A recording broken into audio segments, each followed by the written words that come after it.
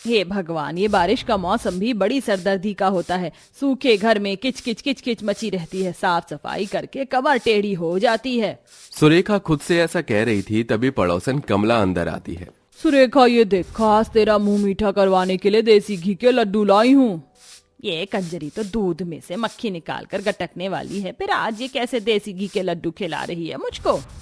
अरे मगर ये लड्डू किस खुशी में खिला रही है? अरे मेरी आलिया बहू माँ बनने वाली और मैं दादी, इसलिए सोचा ये खुशखबरी सबके साथ बांट लूं। हाँ हाँ, चुड़ैल कमीनी, लड्डू खिलाने के बहाने मेरे जले पर नमक छिड़कने के लिए आई है। अरे अब तुम भी अपने बेटे का बैंड बाजा बजवाओ और बहू ले आओ। 55 की हो गई हो, अब तो तुम्हारे बाल भी पक गए हैं। अब नहीं पोता खिलाओगी तो कब खिलाओगी? अच्छा मैं चलती हूँ, और लोगों को भी मिठाई खिलानी है। कमला अपनी मिर्ची की तरह तीखे तानों से सुरेखा का जिया जला के चली जाती है। तभी अखबार पढ़ रहे घर के मुखिया महेंद्र कहते हैं, अरे क्या हो गया भाग्यवान, क्यों पड़ोसन की बात से खून सुखा रही हो अपना? जी तुम तो रहने दो, बेटा जवान हो गया, तुम्हें उसकी शादी की बिल्कुल नहीं पड़ी है। अखबार में लगे रहते हो और महक भी फोन में घुसी पड़ी रहती है। एक मेरा दिन नहीं कटता, टाइम से श्लोक की शादी करेंगे तभी तो पोते पोती का मुंह देखूंगी। सुरेखा अपने पारिवारिक पंडित जी को रिश्ते ढूंढने को बोलती है, जबकि दूसरी तरफ श्लोक आयशा के साथ इश्क फरमा रहा होता है। मगर आयशा, तुम तो इतना भी सुन लो आयशा, तुम सा ना कोई होगा आयशा।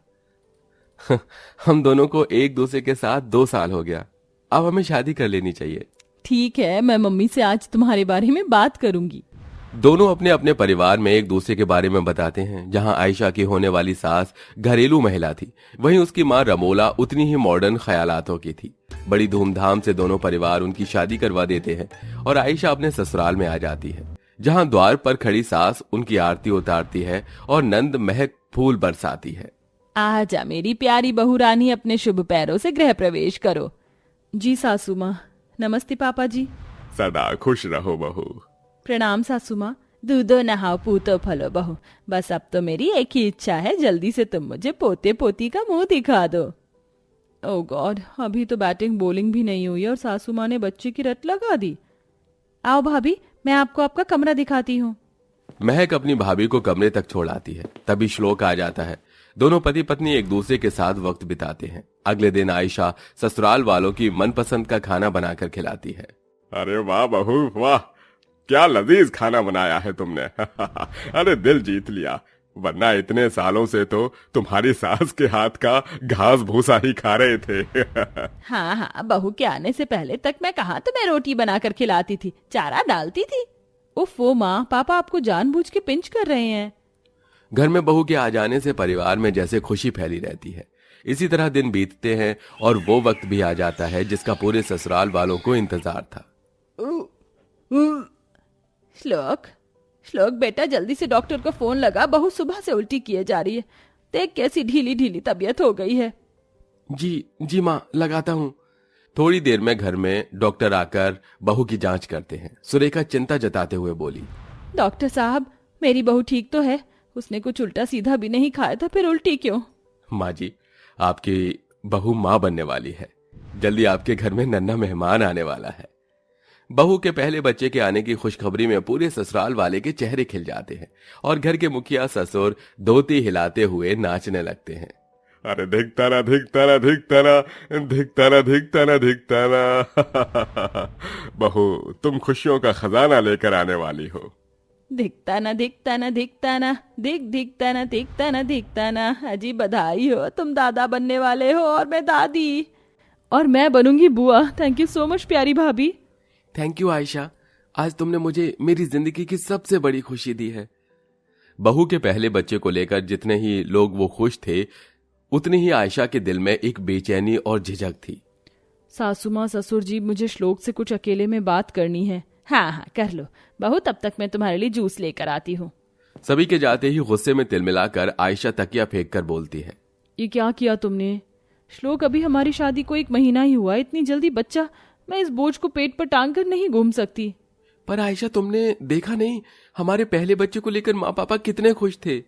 तो क्या श्लोक, मैं तुम्हारी फैमिली वालों के लिए अपनी फ्रीडम गंवाकर बच्चा पैदा करूं, और बच्चा रात भर जो जागेगा उसका क्या? तभी सास ससुर नंद दरवाजे से अंदर आते हैं। बहू, एक बार बच्चा हो गया तो हाथों हाथ पल जाएगा। पता है इस खुशी के लिए इस दुनिया में कितने लोग तरसते हैं, मन्नतें मांगते हैं। भगवान ने तुझको ये खुशी इतनी जल्दी दे दी, और क्या चाहिए। सबके बोलने पर आयशा अपने पहली प्रेगनेंसी को रख लेती है। अब सास और नंद सारा दिन उसकी खातिरदारी में लगी रहती हैं। भाभी, ये लो आपका नाश्ता लाई हूँ, खा लो। महक, नाश्ता यहाँ कमरे में लेकर आने की क्या जरूरत थी, मैं तो डाइनिंग टेबल पर आ ही रही थी। भाभी, माँ ने आपको आज से कमरे में ही खाने को बोला है। लेकिन क्यों? इसलिए क्योंकि ये 9 महीने का दौर बहुत ही नाजुक होता है, ऐसे में ज्यादा सीढ़ियां उतरना चढ़ना ठीक नहीं है। पर ऐसे तो कमरे में बैठे बैठे मैं बोर हो जाऊंगी। अरे ऐसा कर महक, तू भाभी के साथ बैठ जा, घर का सारा काम मैं देख लूंगी। अपनी सास को अपना इतना ख्याल रखते देखकर बहू के मन में प्यार उमड़ने लगता है। तभी माँ का फोन आता है। आयशा, ये मैं क्या सुन रही हूँ, तुम प्रेग्नेंट हो? हाँ माँ। इतनी जल्दी भी क्या है, बच्चे की कम से कम शादी के 1 साल तो रुकती, एक बार अपने ससुराल वालों का बर्ताव देख लेती। माँ, मेरे ससुराल वाले बहुत अच्छे हैं। आपको पता है, जब से मेरे प्रेग्नेंट होने की बात पता चली है, सासू माँ और ननद जी बहुत ख्याल रखती हैं, मुझ पर जान लुटाए रहती हैं। ये सुनकर रमोला अपनी बेटी को भड़काते हुए कहती है, बेटा, शुरू शुरू में सास ननद शहद जितनी मीठी बनकर दिखाती हैं, टाइम के साथ ये तीखी मिर्ची बन जाती हैं। ये तेरा पहला बच्चा है, अगर गलती से तुझे लड़की हो गई ना तो सबका मुंह बन जाना है, और बच्चा पैदा करने के बाद तू खुद गेहूं की तरह पीस कर रह जाएगी। इतना बोलकर रमोला फोन रख देती है, जिससे आयशा चिंता में घुलने लगती है। दिन इसी तरह से बीतते जाते हैं, लेकिन धीरे धीरे आयशा को भी अपने बच्चे से लगाव महसूस होने लगता है। इधर नंद अपनी भाभी के कमरों को बच्चों की तस्वीर और खिलौने से सजा देती है। भाभी, आप ना गोरे गोरे बच्चों की तस्वीर देखना। मैंने सुना है कि प्रेगनेंसी में माँ जिसकी तस्वीर देखती है, बच्चा उसी पर जाता है। तभी ससुर पालना खरीद कर लाते हैं और सास सुरेखा बड़ी खुशी से आने वाले बच्चों के लिए गर्म स्वेटर, टोपी, मोजे सब बनाती है। देखते देखते 7-8 महीने बीत जाते हैं। बड़ी धूमधाम से सब जन बहू की गोद भराई का फंक्शन रखते हैं। सब लोग आयशा को तोहफे और बधाइयां देते हैं। गोद भराई कितने अच्छे से बीता ना माँ जी। सो तो है बहू, मगर आज तेरी वजह से ही ये घर आंगन चहक रहा है। माँ जी, शुरू शुरू में मुझे इस बच्चे की तरफ उतना लगाव नहीं था, लेकिन अब मैं चाहती हूँ कि कब जल्दी से ये मेरी गोद में आ जाए और मैं इसे जी भर के प्यार करूँ, इस पर ममता लुटाऊं। अरे बस कुछ दिन और सब्र रख बहू। ये ले, मैंने तेरे लिए ये गोंद के देसी घी के लड्डू बनाए हैं, खा ले। तेरा पहला बच्चा है, पहले बच्चे को पैदा करने में ताकत लगती है, इसे खाएगी तो अच्छा रहेगा। वाह सासू माँ, बहुत ही अच्छे और टेस्टी लड्डू हैं। तभी लड्डू खाने के दौरान एकदम से बच्चा पेट में से लात मारता है। उई माँ, अरे क्या हुआ बहू, ठीक तो है? माँ जी, बच्चे ने लात मारी। बहू, तू आज थक गई है ना, जाकर आराम कर ले, तेरा आखिरी टाइम है, अब तो किसी भी वक्त बच्चा हो सकता है। आधी रात को आयशा को डिलीवरी का दर्द शुरू हो जाता है। पूरा परिवार उसे अस्पताल लाते हैं। माँ जी, बहुत दर्द हो रहा है, लोग कुछ करो। धीरज रखो आयशा, सब ठीक हो जाएगा। थोड़ी देर में आयशा बेटी को जन्म देती है। मुबारक हो, बेटी हुई है। एक पल के लिए आयशा के चेहरे पर अपनी माँ की बात सोचकर उदासी छा जाती है। तभी ससुर महेंद्र बच्ची को गोदी में लेकर चूमते हुए कहते हैं, अरे देखो सुरेखा, हमारे घर में लक्ष्मी आई है, लक्ष्मी। हाँ जी, कितनी सुंदर है हमारी पोती। दुनिया की सारी खुशी एक तरफ, दादा दादी बनने की खुशी एक तरफ।